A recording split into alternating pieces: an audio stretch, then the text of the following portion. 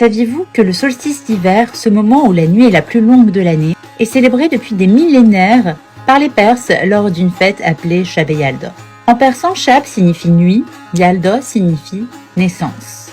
Shab Yalda, la nuit de la naissance. Alors vous allez me demander, mais la naissance de quoi? La naissance de la lumière. Et oui, après cette nuit qui est la plus longue de l'année, les jours se rallongent.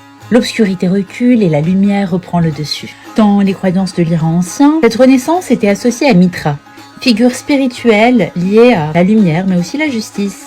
Shab Yalda signifie ainsi la naissance de la lumière au cœur des ténèbres. Alors cette nuit-là, les familles se rassemblent autour d'une table abondante.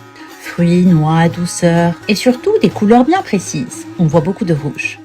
Surtout des fruits à la chair rouge, comme la grenade, la pastèque, dont la couleur rappelle le soleil et l'aube qui revient petit à petit. Alors lors de cette célébration, il y a un rituel que les Iraniens ne peuvent absolument pas s'en passer, c'est le Fawwal Hafez. Hafez est l'un des plus grands poètes iraniens. Chacun son tour, on fait un souhait, on pense à quelque chose et on ouvre le livre de Hafez, qui est un livre de poèmes du fameux poète Hafez.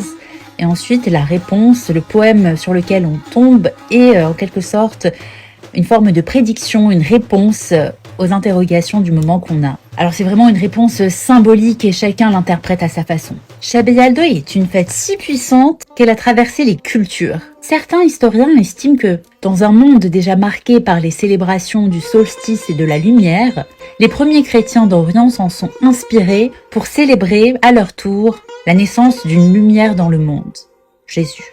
C'est intéressant de voir que depuis des millénaires, l'être humain a voulu de différentes façons marquer le retour progressif de la lumière. Puisque vous le savez, dans différentes cultures, la période du solstice d'hiver est célébrée par différentes grandes fêtes majeures, chacune exprimant à sa manière ce besoin universel de lumière et de renouveau. Hanouka, Noël, Shab Yalda. Alors aujourd'hui, la plupart de ces rituels et de ces fêtes ont perdu leur dimension religieuse, on est d'accord. Et pourtant, la tradition demeure. Un message ancien toujours vivant. La lumière gagne sur l'obscurité.